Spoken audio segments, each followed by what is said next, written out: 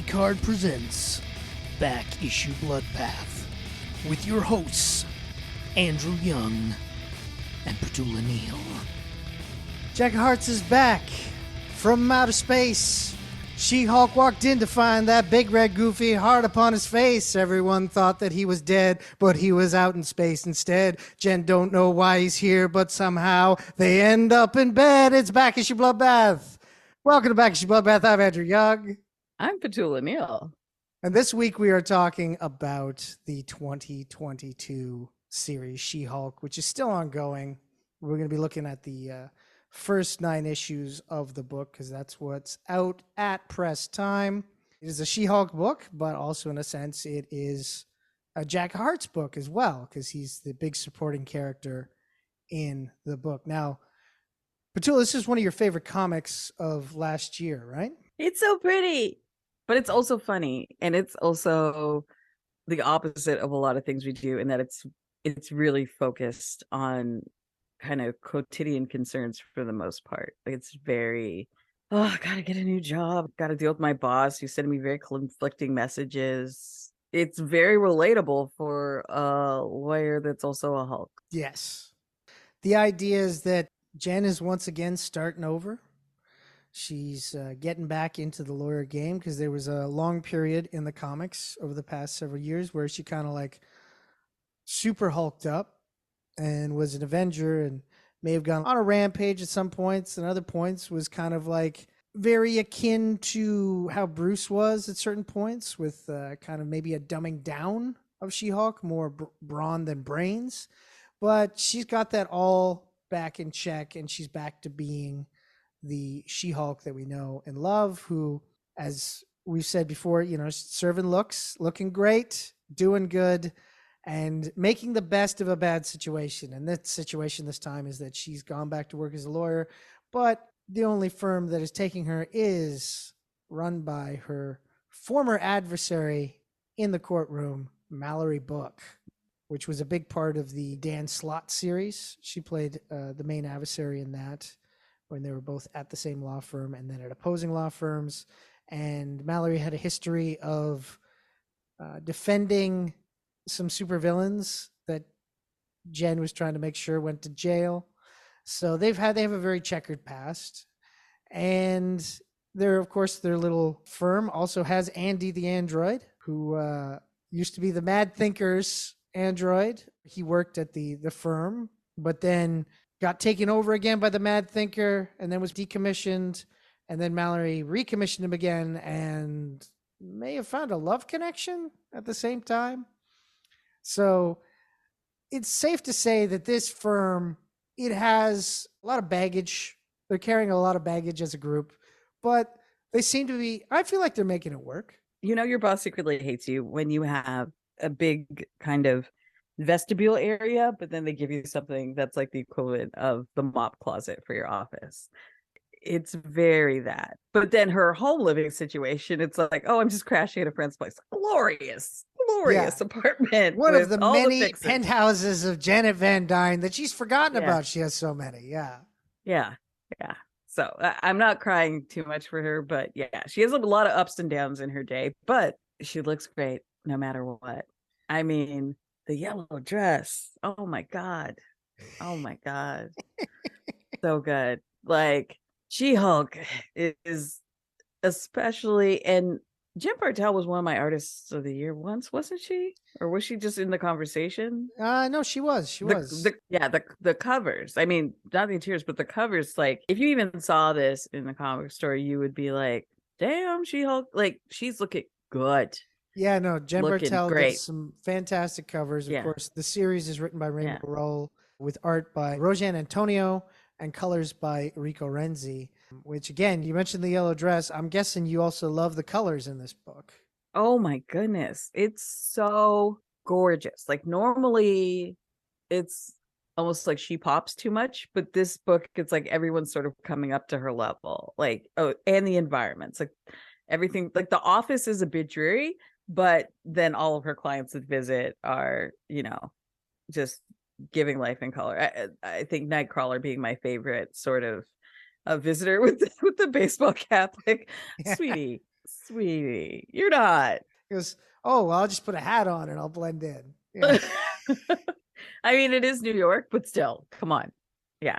Yeah. You'd have to at least put on a skull cap so you could blend, like Blue Man Group out on a smoke break, something. There like, you go. Try. Well, that's the thing that they kind of reiterate throughout the entire series is that Jack of Hearts, of course, half of his body is like a charcoal blue on one side of his body, and he's got a big red heart over his eye. And he goes out to Brooklyn, he goes out to Greenwich Village in this book, and nobody gives him one look. Nobody bats an eye.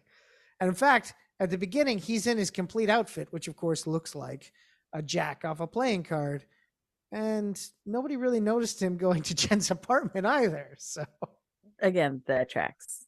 New York is one of those places where when I used to leave not just my house, but the country on occasion, I'd wear the most ridiculous outfits. And either there'd be no remark or somebody actually complimented me. Meanwhile, I'm like, this outfit makes no sense. I'm aware it makes no sense. I'm literally wearing a combination of clothes so that I can, if I want to, throw them away so I can bring more clothes back, because this is back before they increased the limit for what you could bring back from like just staying in the States for 48 hours.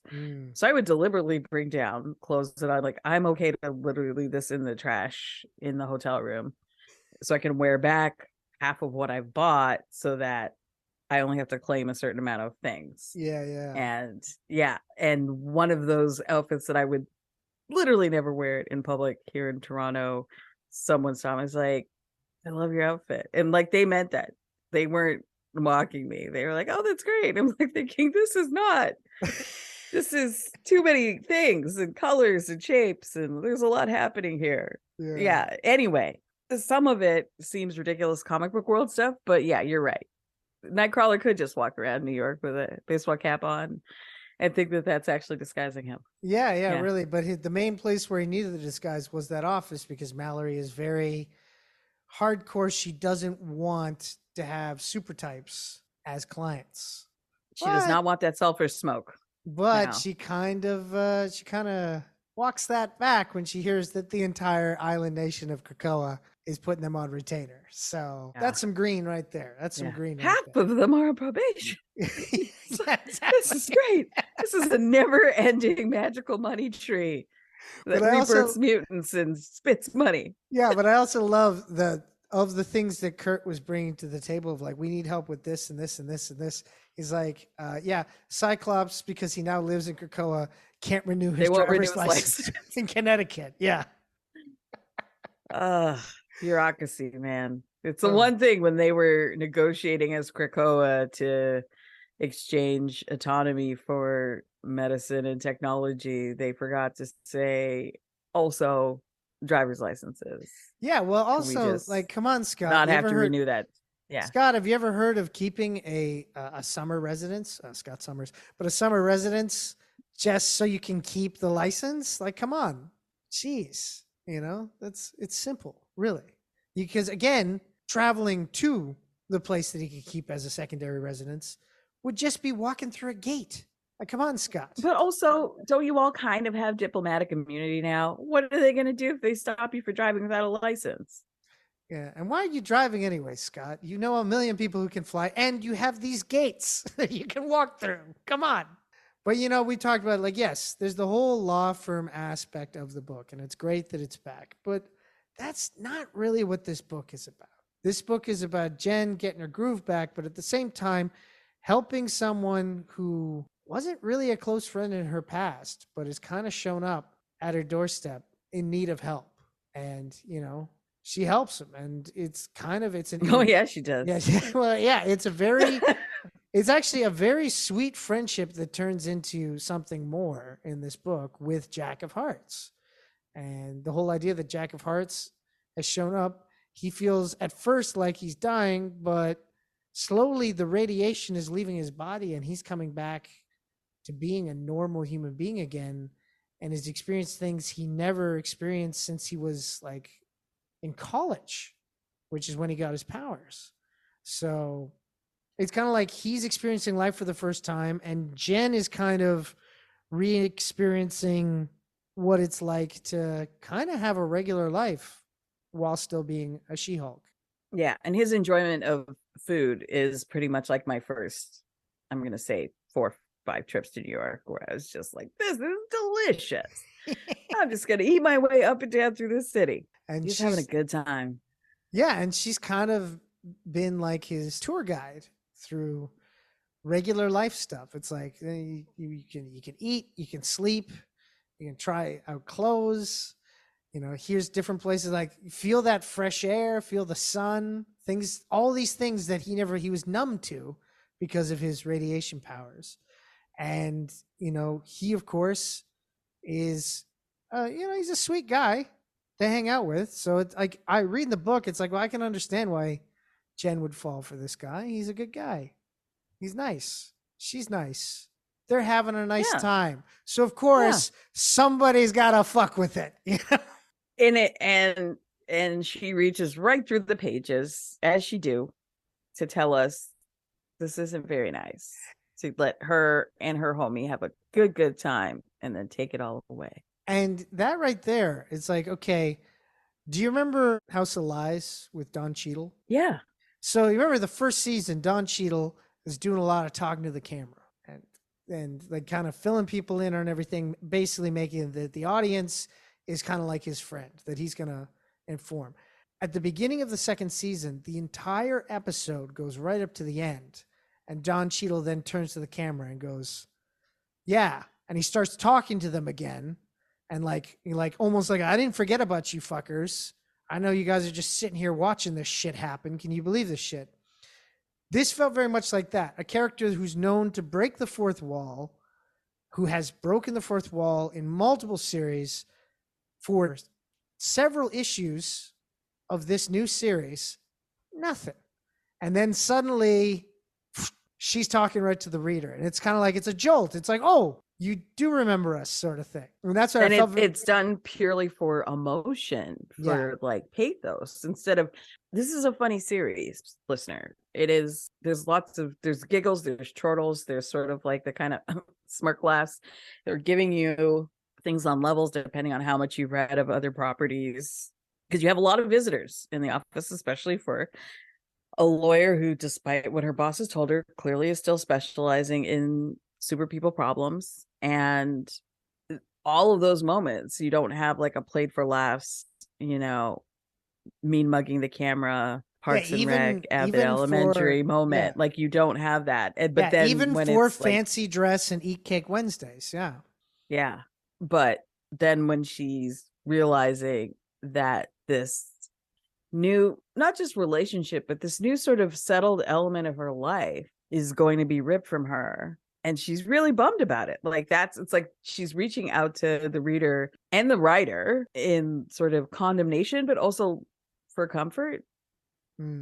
Yeah, it is very much a judgment of what they're dealing her, but also kind of like a cry for help, saying, hey, you can still stop this sort of deal. Of course, that doesn't happen. We're introduced to April and Mark Booth, who are kind of obsessed with Hulks.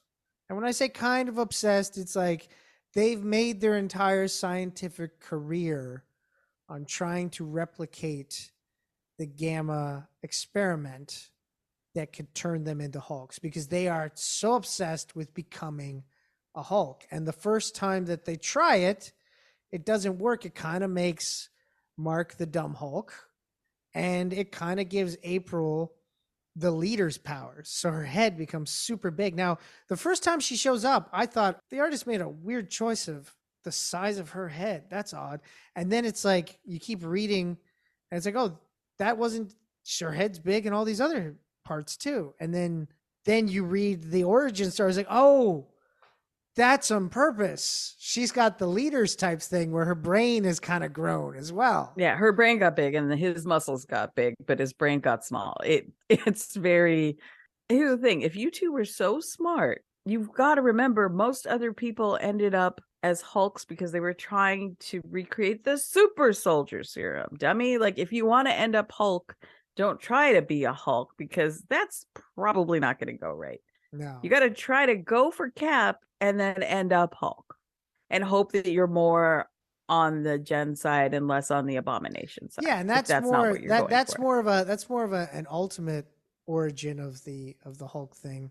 Originally, it was just a reaction from them trying to create a gamma bomb as a weapon of mass destruction. It's funny when a super soldier program of turning the person into the ultimate weapon is the nicer version of what they were doing. It's a problem. Yeah, It's like, yeah. how did you two think this was going to work out? And how did you think your test one with that rat went? Well, that did not look good. No, that rat did not look cool. Yeah. My God. Yeah, and so they're the main It antagonists. was cute right though now. when it was all green. Even the rat was kind of adorable because the colors in this book are so good. Yeah. Yeah, no, the colors are great. So now She-Hulk and Jack of Hearts have to fight their way out of this, and Jack of Hearts kind of has to give up the kind of human life he's been having and take back the powers that he had to help save Jen in this situation. So we're now at a point where it's like, I wonder how are things going to end up with all of this? After this is all said and done, are Jen and Jack gonna be able to pick up where they left off? Or is there going to be repercussions from this where neither one of them will be able to be back in the position they were when they were having a really nice time? Here's the thing though. Homegirl's radioactive anyway. Can they not still smash? No, because if you remember, when he has his full powers, he drains life energy off her because gamma radiation is kind of like it's like soaking up rays of the sun for him. Yeah, so he basically, it's like Rogue, but mostly with Hulks for him. Yeah. Basically. But in general, his radiation, it doesn't allow him to be with people who can withstand radiation because they'll suck it up, or people who can't because then he'll kill them. Then he'll kill them, exactly. So it's not a fun life for him. And then, of course, on top of this is that Jen has not told Jack about how after he supposedly died, he came back and died again and killed others, which goes back to last week's episode about Avengers Disassembled. He has no recollection of even the first time he died saving Ant-Man's daughter. So he definitely doesn't have any recollection of being resurrected by the Scarlet Witch to kill other Avengers. Yeah, so that's a tough conversation to have, and it will be even tougher once he gets his powers fully back. So yeah, they give him one good night and morning in bed, and then just right back into the hot suit. It's a bummer. That is a bummer. That's rough. What? At least she can still have fancy dress and eat cake days with Patsy. Man, that yellow dress was gorgeous. It's a very nice dress. So good. She did. She looks so good. Yeah. She's so hot. She's just so hot in this whole run. I don't even, it's a lot. And you have a bunch of other people. We barely touched. There's, because of the premise of her sort of getting her life in order and also setting up with a new job, you have different visions of the office. There's a whole little like Doombot Victor Macha situation that I love as a Runaways fan. It's like, is that my little Victor? Oh, he's made other robot friends. Look at him. Yeah. He's found his people. Yeah. A little ladies fight club with Titania. Yeah. Ben Grimm is trying to get in on that. He's like, I should have some fun punching people too. Yeah. It's like, you looked like, and you thought you were helping. It's like, it's a fight club. It's a fun run. It's gorgeous. It's got laughs. It's got sadness. It's got smashing of all types. There's moments of sadness. Something for everyone. Yeah, there's moments of sadness when you won't expect it. Like, again, the first issue when Jen runs into Titania. Titania basically is like, how come you always get to start over and everything like that? If you like, when things happen to me, I don't get. She's like, yeah, but you got like a house and a life outside of this. I have to keep starting over. Like, this is, so it's like the two of them are envious of each other.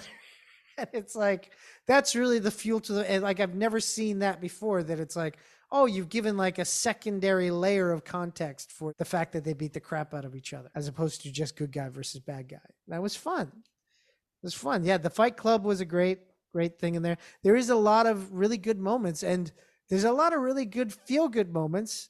And then it kind of all comes crashing down. But hey, it could get back to feel good moments. We don't know where this series is going. Who knows?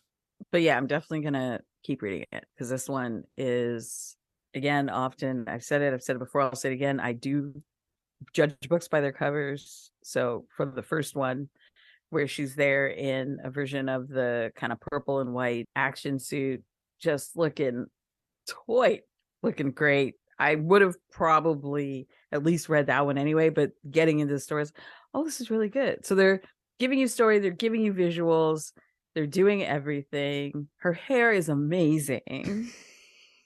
Like, even just the art and like the time that they took on every, like they pieced out every hair. I was watching an interview with Anna Kendrick, and she was doing one of those like it wasn't My Life. I don't think it was the Vogue My Life in Looks. It was like maybe Harper's Bazaar, like different red carpet looks.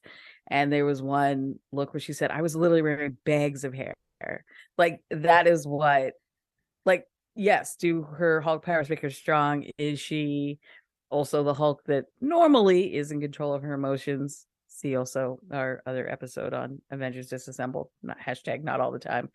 But the lid on this lady, it is just, it's giving early 80s, any Miss Argentina at a Miss World or Miss Universe. It's that good and voluminous, but it's also, again, I'm aware these are still images. There's movement, like there's movement in the hair somehow, and still like drawn. You're looking at the drawing. You can feel the thickness. Definitely, you can feel it. Yeah, there's thickness everywhere. Yeah, she's looking good.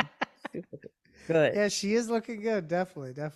So of course you set it out there. People should check this book out, right? Absolutely.